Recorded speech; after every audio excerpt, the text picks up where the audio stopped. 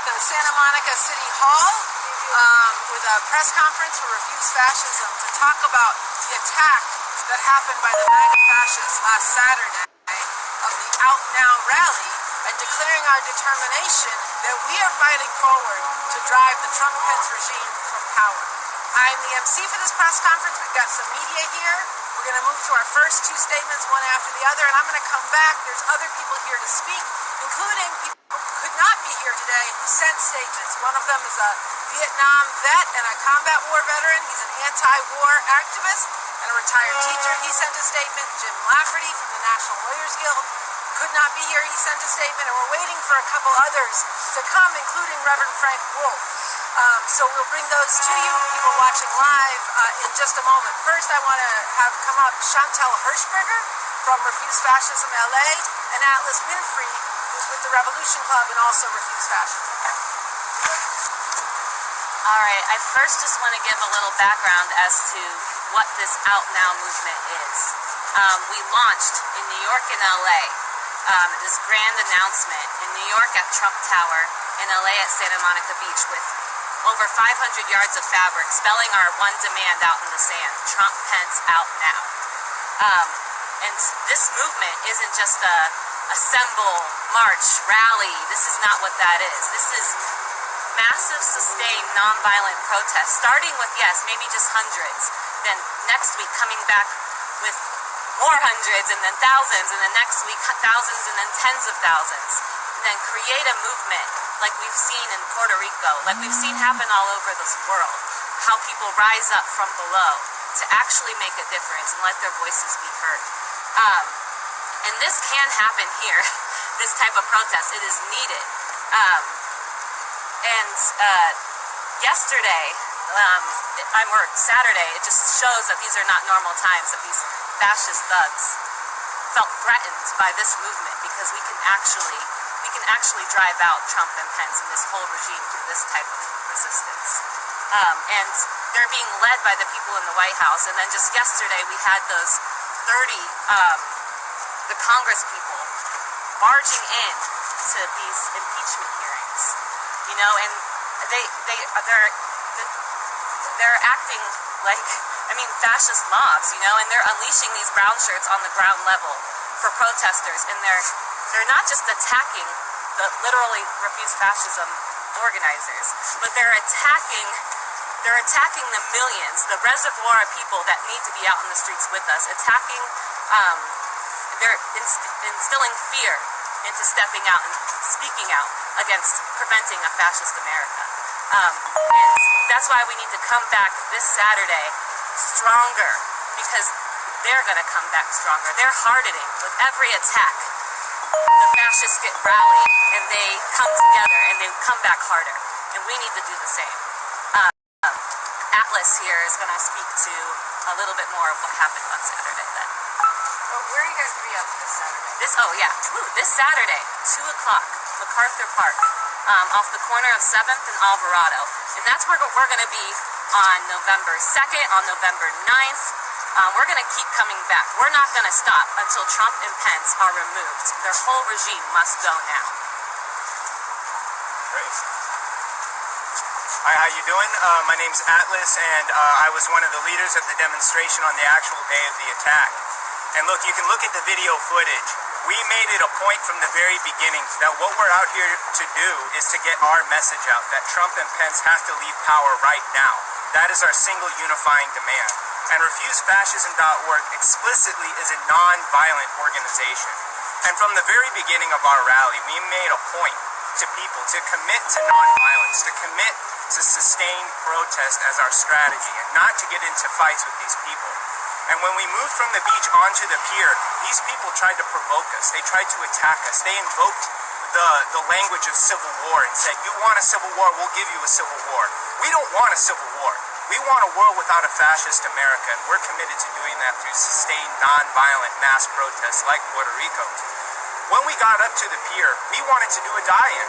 We wanted to do a die-in for all the immigrants who are dying in the concentration camps. We wanted to do a die-in for the coral reefs that are being bleached by climate change. We wanted to do a die-in for all the women who will die from being forced to bear children against their will and having to go to back alley abortions in order to actually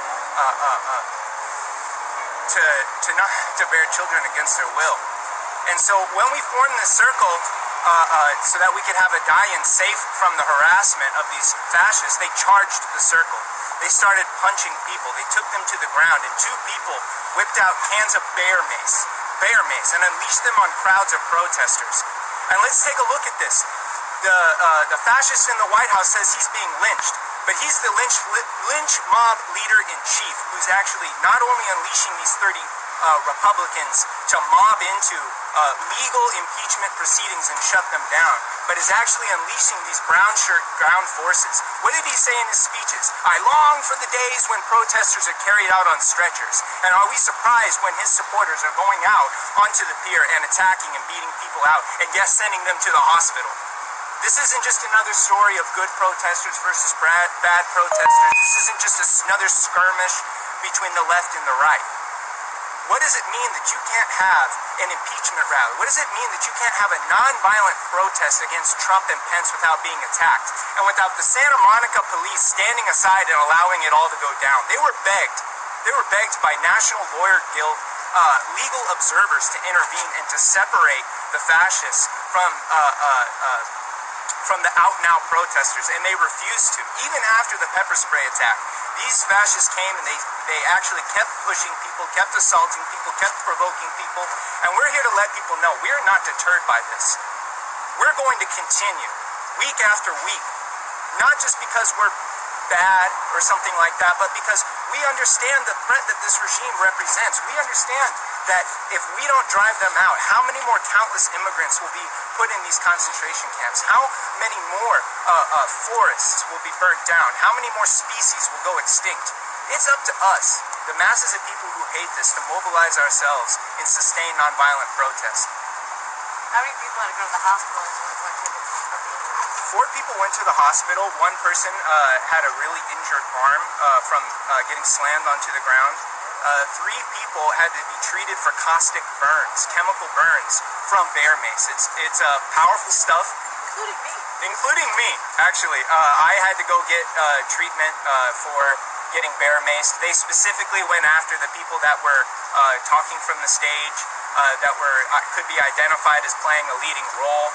And yeah, they gave me a face of bear mace, and myself and others, we had to get medical treatment. And because I understand some people were treated at the scene. Did you go in an ambulance to the hospital, or did you take yourself?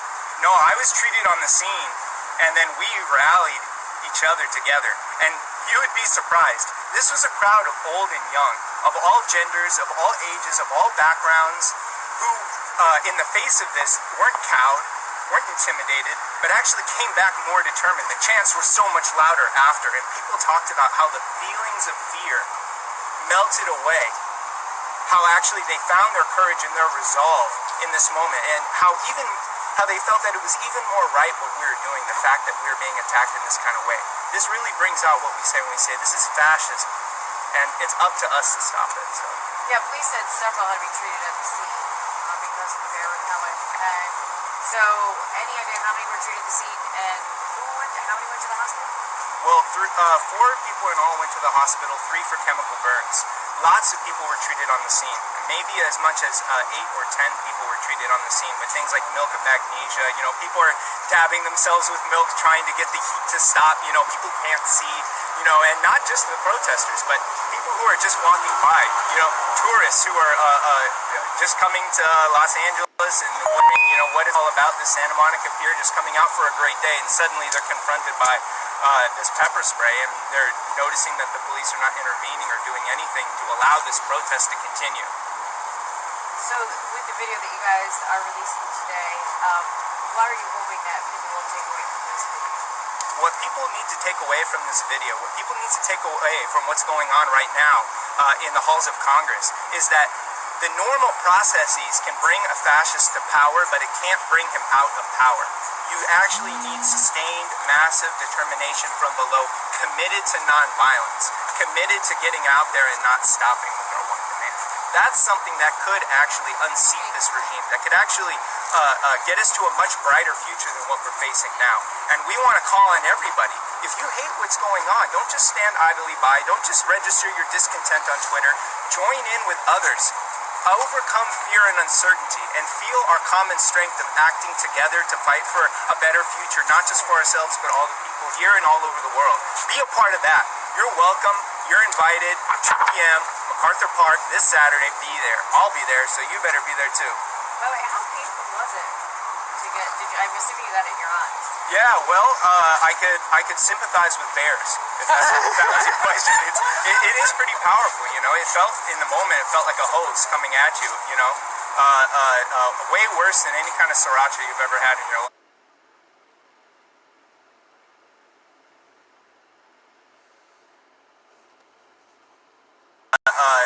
Way worse than any kind of sriracha you've ever had in your life. No, it was painful, and that was the point, was to intimidate people and to inflict pain, and to get people, to tell people that if you're going to get out there and protest, you're going to have to pay a price. And the police allowed them to exact that price from these protesters. And guess what? These people were more than willing to pay the price, to actually make the sacrifices and endure the temporary discomfort of these chemical burns to get this message out. And what am I going to see in this video? Well, what you're going to see is people coming together, chanting humanity first, the planet first, and you're going to see these Trump supporters yelling in people's faces, Trump 2020, and actually assaulting people, pushing them to the ground, and spraying bear mace at them. Can you just say it's your first last name? My first name's Atlas, like a book of maps, and my last name's Winfrey, like Oprah. Spell that. Winfreyatlas. Yeah, thank you. Yeah. We want to bring up, thank you, Alice. We're going to bring up real quick Reverend Frank Wolf from the Episcopal United, Echo Park United Methodist Church. He's a co-initiator of Refuse Fascism and a voice of conscience.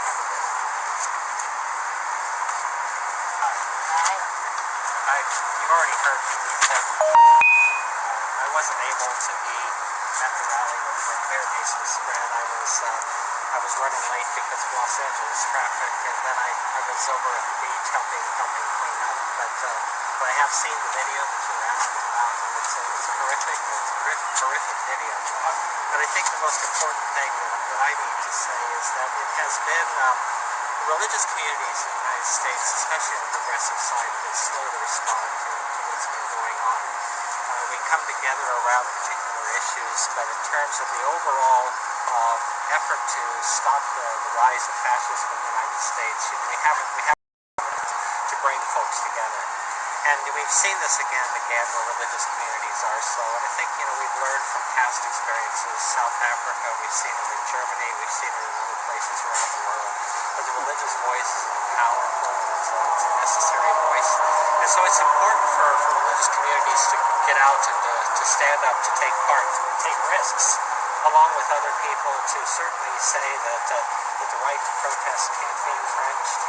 That we cannot put up with people who are bringing violence to stop protests.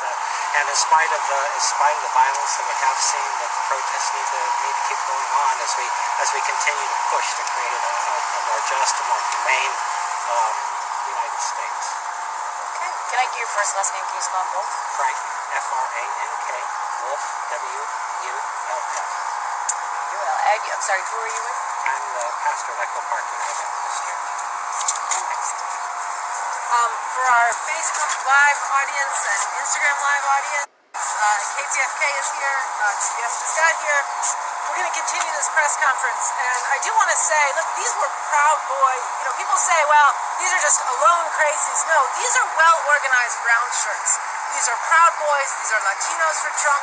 They are acting as the shock troops of a fascist regime that are violently enforcing the dictates of this regime on the ground, making protests, attempting to make protests virtually non-existent. And I just want to say to all people listening online, if we don't fight to defend these rights and actually carry forward what's needed for humanity, you are complicit in losing those rights.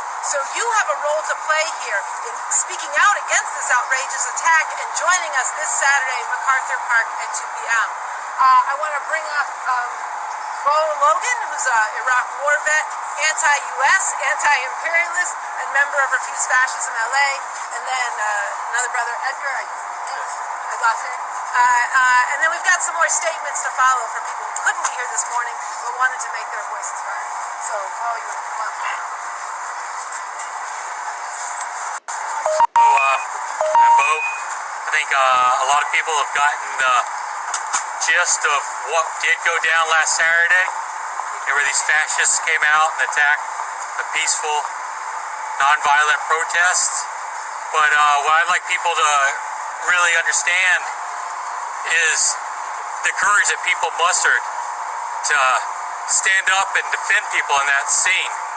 And not just because I truly do appreciate it. It's not exaggerate to say people probably saved our lives there. But this is a small example of what these protests need to be about. It's about people putting aside their own personal interests and their own personal safety to ensure that they look out for the safeties of others. And that's what this protest is about. This protest is about standing up for the people of the world. This is about standing up for those children that are being ripped away from their families in these concentration camps. This is about standing up for the Muslims that are being banned from this country and have to go back to war-torn countries. And by the way, the United States made those war-torn countries into what they are today. This is about standing up for the women who aren't going to be allowed to control their own bodies because of the abortion bans. This is about standing up for the people who are going to be forced into mass migration because of the environmental crisis that's being accelerated because of the Trump-Pence regime. And so what we saw Saturday was an example of the way people need to be acting. An example of what this protest is going to be about. People putting aside their fears and their uncertainties to do what's necessary. Because this world can't survive a fascist America. That's the reality. And the reality is we know why they came after us. We know why they came after me. They came after me because I'm a veteran. A veteran who's turned against the wars that this country is about. And they hate the idea that someone's going to speak up against it. But we can't let that kind of fear hold us back. And so I only say that to say I know other people are struggling with fears of repercussions. But you have to look at the larger picture. You have to think about the whole world. So I say, if nothing else, I beg of you, come out this Saturday and the next Saturday. Thank you. What was your name again? Bo Logan. B-O-L-O-G-N. L-O-G-I-N. Thank you. We're going to bring up next Edgar Hernandez, who's a musician. And if you've seen any of the pictures, he was covered in pepper spray. You can see it in the video right in his eyes. And he's somebody who heroically stepped in to fight forward in this demonstration to take care of people, but also for us to all be in the streets together with our heads up and our determination strong. So, Edgar. I just want to talk a little bit about why I was there in the first place. My friend Alessandro, who's part of Refuse Fascism, invited me. And as someone who's a protester and has been doing activist work in Los Angeles for 10 years, I said, of course, that's just right up my alley. And, when I arrived, it was really nice. It was really peaceful. A lot of young college students, high school students, elderly people. I really dug the community. But it's strange how such a peaceful protest turned into what it turned into because of a bunch of Trump protesters. I mean, I only got maced in the face because I was trying to get into a man full-on grabbing the breasts of a woman, of one of the young protesters at the event. And it just amazes me, like, these are the kind of people that Trump gives power to. These are the kind of people that worship the cult of personality that is Trump. These kind of men that are highly misogynistic, highly imperialistic, and who have no qualms about attacking young women who could be very well maybe teenagers. And I just feel like it's up to us to actually do something about it. It's not enough that we're on the internet saying things about Trump. We We actually have to put our bodies in the line like they did back in the day.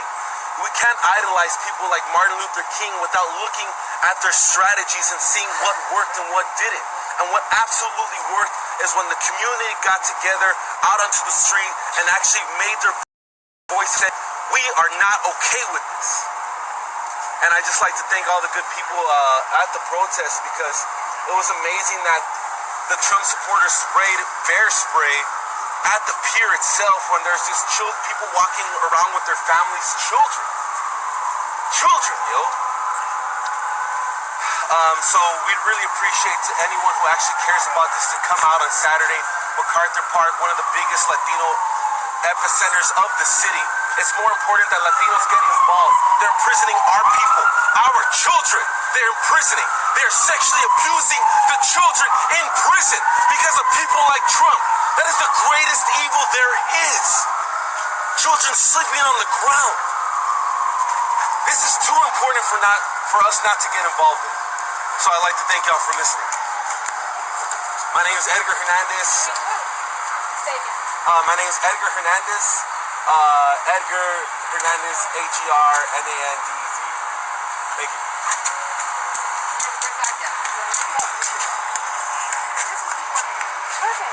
Hi. Sorry, it's okay. No, it's okay. I'm happy to talk to you.